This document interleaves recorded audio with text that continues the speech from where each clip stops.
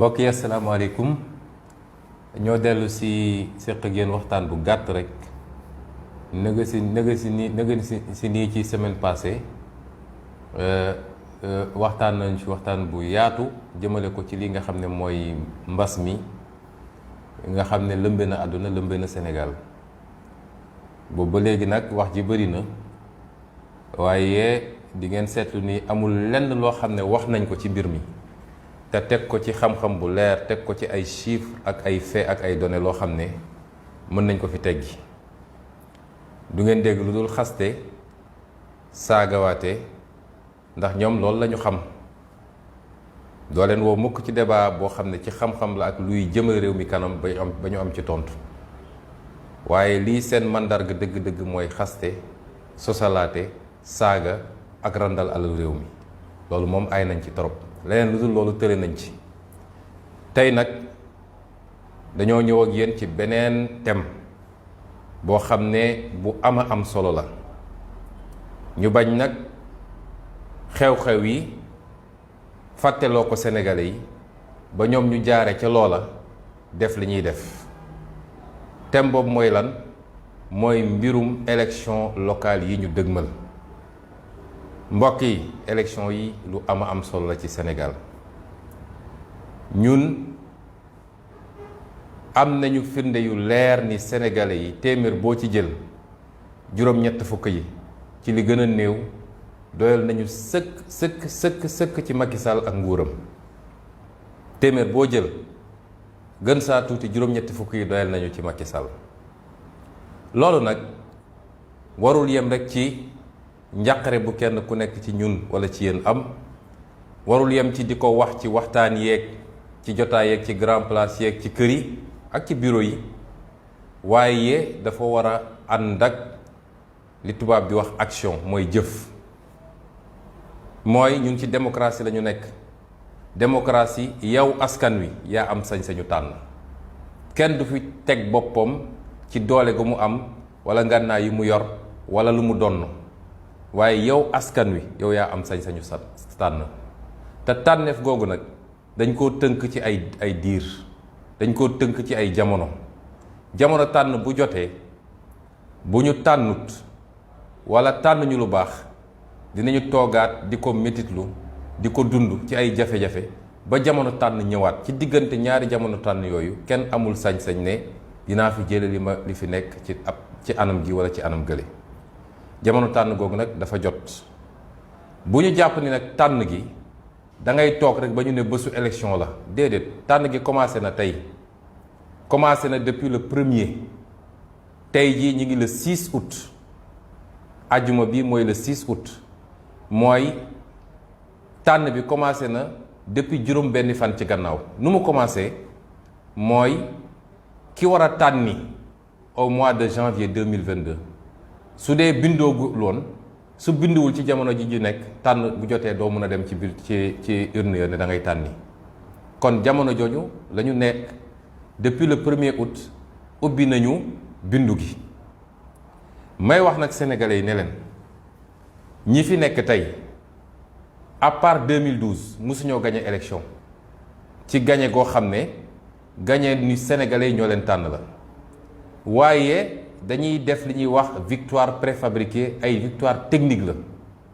victoire technique mooy lan victoire technique mooy du looy gagné ci bésu élection bi waaye da nga koy waajal balaa élection bi di ñëw noo koy waajalee ma leeral leen loolu ngeen comprendre niñ koy waajalee mooy bu dee bindu jot na yow yaay tànn kan moo war a bindu ak kan moo warul bindu boo xoolee ab ndaw neexu la nga ne ah man de ci sondage yi ma am téeméeri ndaw yoo jël juróom ñett fukk yi ànduñoo ak man kon ndaw ñooñu waruma bàyyi ñu bindu nga commencé di andi ay jafe-jafe pour ndaw ñi bañ a bindu bu dee yow yaay tànn kan moo war a bindu ak kan moo warul bindu yaa ngi préparer sa victoire technique parce que yaa ngi seet ñi nga yaakaar ni ñii favorable nañ la nga bind leen bu dee yow yaay seet kan ngay su dee distribution carte yi jot na yow yaay seet kañ ngay jox kartam ak kan nga kotul jox yaa ngi préparer sa victoire technique bu dee yow rek yaa am accès ci fichier électoral bi mooy tey opposition bi yëpp boo leen dajalee société civile bi kenn mënul ne fi fichier électoral bi nii la te jamono ji ci gannaaw gis nañ ay rapport yu fi ay expert def wax ni ay problème yu rëy am na ci fichier électoral bi bu dee yow yow rek yaay dessiner li ñuy wax la carte électorale mooy yaay dagg circonscription électorale yi nu mu la neexee bu dee yow rek yaa am contrôle ci ñi nga xam ne ñoo war a organiser élection bi bu dee yow rek yaay xool nooy defee say transfert d'électeurs zone boo xam ne jàpp nga ni zone bi baaxul ci yow nga dem seet fi nga amee ay électeurs yu bëri yu ànd ak yow nga transféré ay électeurs yóbbu leen foofu ak leneen lii lépp bu ko nit dajalee bu la nee élection bi dinaa gagné ci 58% dina gagné ci 58% bu élection bi weesoo bu leen neexee ngeen compté waat di ngeen gis ni 58% la am parce que 58% yi lu ñu calculé woon la ba pare lu ñu préfabriqué la kon victoire technique kenn du ko contesté après élection loolu njuumte la victoire technique da nga koy xeex balaa élection mooy ci jamono ji ñu ne ñu bëgg nag sénégalais yi ngir yàlla rawatina ndaw ñi ngeen am yëg-yëg boobu xam ni changement bi ngeen bëgg ci réew mi jamono jii lay commencé du 2024 de jamono jii lay commencé ndax lan mooy objectif bi mooy Macky Sall ak ñi mu àndal il faut ñu duma leen duma gu leer naññ ci élection locale loolu bu amee dootul sañ a taxaw ci kanamu Sénégalais yi di xalaat sax troisième candidature moo tax élection yi bu leen jàpp ne élection locale la ay anticiper élection présidentielle la ay primaire élection présidentielle la fulla gu ñuy jox élection présidentielle dañ ko jox bu toll noonu wala bu ko raw sax élection locale yi ñaareel bi mooy ñu dem élection législative mu ñàkk assemblée nationale ba nga xam ne opposition mooy téye assemblée nationale am sañ-sañu wote ay loi yu baax ak dindi fi loi yu bon yi ñu fi wote kon kooku du ndaw su ngeen bëggee changement am dëgg bu dee li ngeen wax ni sonn ngeen tàyyi ngeen damm ngeen te Macky Sall seen yaakaar tas na ci moom xam leen ni tey lay door mooy na ñëpp dem bindu ci liste yi rawatina nag ndaw ñi nga xam ne jotaguñu bindu ñetti cas dafa am ma wax ci ñetti cas yooyu ci lu gaaw premier cas bi mooy ndaw ñi nga xam ne bindooguñu am 18 ans ñoom lañ leen ñaan mooy dem leen ci bureau de ci lieu d'inscription yi ngeen bindu nee nañu pour nga bindu il faut nga am carte d'identité loolu yëpp ci seen pexe yi ñu lal la ngir décourager ndaw ñi nga la waaye bu leen dara décourager ndax bu dee mois de mars bii ñu ji wees jaral na leen woon ngeen génn risquer seen bakkan risquer seen santé risquer seen intégrité physique waaye li tubaab naan qui peut le plus peut le moins dem rang pour am carte d'identité jóge foofu dem même suñ lay jaabanteloo jaabanteel jóge foofu dem bindu ndax yéen ñëpp yéen a ngi vacances donc dematu leen école am ngeen tuuti jot ñi ci nekk ci ay métiers ñoom mun nañu organiser seen emploi du temps waaye na leen ko jaral parce que seen avenir la defu leen ko ngir Ousmane Sonko defu leen ko ngir Khalifa Sall defu leen ko ngir Karim Wade defu leen ko ngir Massamba ak Mademba da ngeen ko defal seen bopp mu war leen ko jaral bu ngeen demee ba am kayit yooyu ngeen dem ci centre d'inscription bi ngeen bindu ñun nag li ñu mën a wax ak yéen may wax ni bi ñu posé débat bi ci dialogue politique bi ñu nee carte d'identité la ñu soxla et non pas extrait de naissance opposition daf leen ne loolu day poser problème parce que administration bi mënul gaaw ci génne carte d'identité yi administration waa DAF seen informaticien bi li may wax nii ñu nekkoon dialogue politique yépp mën nañ ko seede moom moo ne gone gu déposé demande carte d'identité ci juróomi fan ñu génneel ko carte d'identité moom moo ko wax donc ñun li ñu mënul nangu mooy ñu exclure ay sénégalais ci seen droit constitutionnel ci ñu war a voter ci loo xam ne faute administration la tey techniquement nee nañu administration mun na génne 10 000 cartes d'identité par jour am nañu volume boobu kon suñ ko deful ci tappale la loolu nag duñ ko nangu la ñuy wax foofu mooy na ndaw ñi dem déposer ji dinañ leen jox récépissé boo leen déposer nga pour demande carte d'identité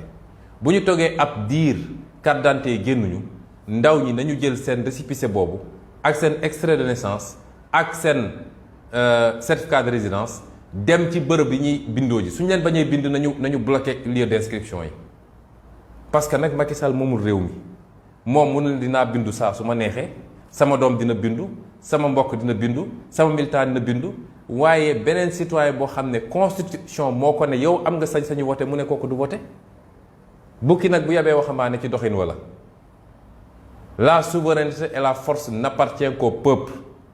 yooyu la ñu bëgg a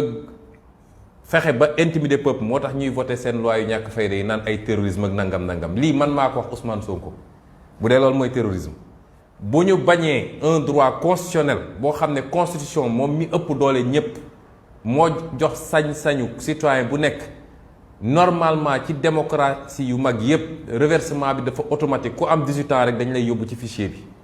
soxlawoo sax yenn dox yi fii citoyen bi mooy daw pour ñu dugal ko ci fichier bi ñu ne la duñ la ci dugal pour lan bu ñu defee loolu c'est votre droit constitutionnel dem leen fu ñuy bindoo ngeen bloqué ko ba baa ñu leen di bind loolu man maa ko wax te c'est un droit constitutionnel pour chaque citoyen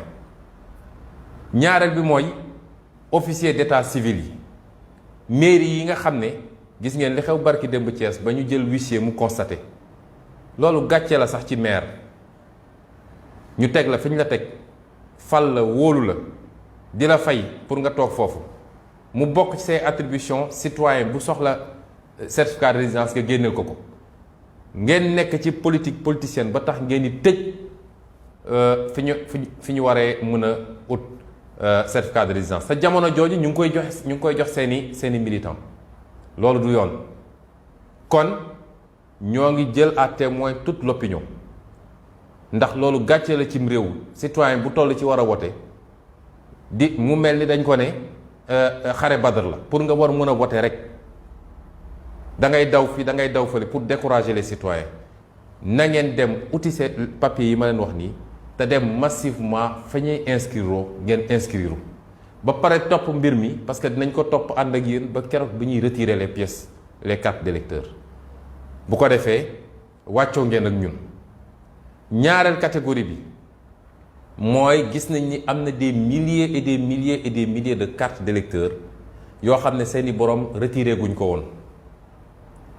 ñooñu ñu ngi leen di soññ ci ñu dem retiré ko parce que ñu ci bëri mooy ñi nga xam ne ci élection présidentielle 2024 bi 2019 bi dañoo daw seen gannaaw carte ba sonn joxuñu leen ko bi élection bi weesoo lañ koy doog a génne ñooñu nañu xam ni seen carte mi ngi ci commission yi ñu ngi wax ñii naan 400 000 ñii naan ëpp na ko xawma lim gi waaye dem leen ngeen retiré carte yooyu ndax moo leen di jox sañ-sañu ngeen dem am mun a tànn ci élection yi ñuy dëgmal ñetteelu catégorie bi nag mooy gis nañ ni ndaw ñu bëri seetlu nañ ko ci baccalauréat bii bëri nañu ay enseignants yoo xam ne dañ doon corriger waaye li ñu seetlu mooy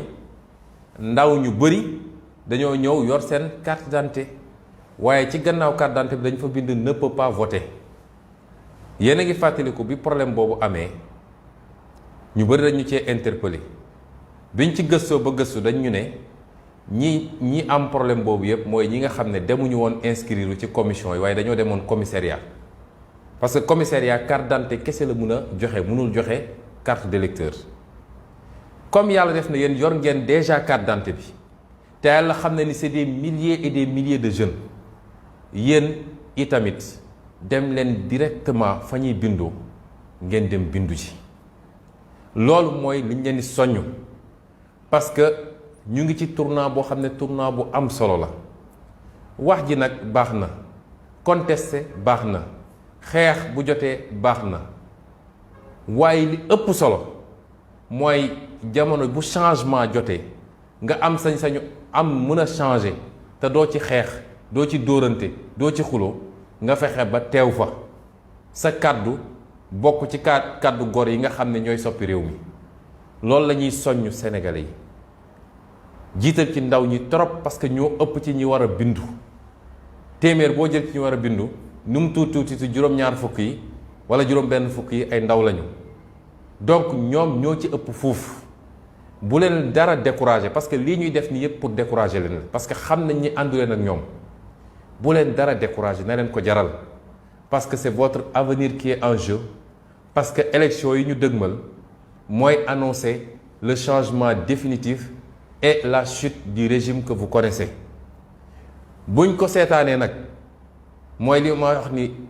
ñun ñëpp benn question rek la ñu war a laajte mooy est-ce que bëgg nañ fi jëlee Macky Sall 2024 wala est-ce que bëgg nañ ko bàyyiwaat mu toogaat fi yeneen ñaari mandat parce que loolu mooy ay mbébétam. loolu nag tey lay commencer ci élection locale yi ñu dëgmal ñu ngi leen di ñaan ngeen farlu ci bu ngeen ko defee nag la ca des bàyyi leen ñu ko ndax xam nañ yéen ñëpp bëgg ngeen opposition bu am doole yéen ñëpp bëgg ngeen nit ñi daje ñu leen di wax ni bu soobee yàlla ci fan yu néew di ngeen gisal seen bopp xam naa ne su ma ko waxee nii nag am na ñoo xam ne tey duñu nelaw waaye bu soobee yàlla la ñu war a def pour dajale espoiru sénégalais yépp am doole gi ñu war a am te doole gi yéen a ñu koy jox nun am mi kenn weranteetu ko corona bi day tas kër kenn weranteetu ko kon loolu du sax musiba nee nañu balaa la du lu mat a xeeb nañu góorgóorlu ci respecter les mesures barrières gis nañ ñi ndaw ñaa ngi ciy góorgóorlu bu baax ñoo ngi xool ci mbedd bi ñëpp a ngi takk seeni masque nañu continuer góorgóorlu ci loolu di respecter distance yi lépp lu mun a ñàkk ci ay daje ñu moytu ko yàlla nañu yàlla jàppale sutural ñu yokk wér-gu-yaram bi yokk jàmm gi asalaamualeykum wa rahmatullahi wa barakatu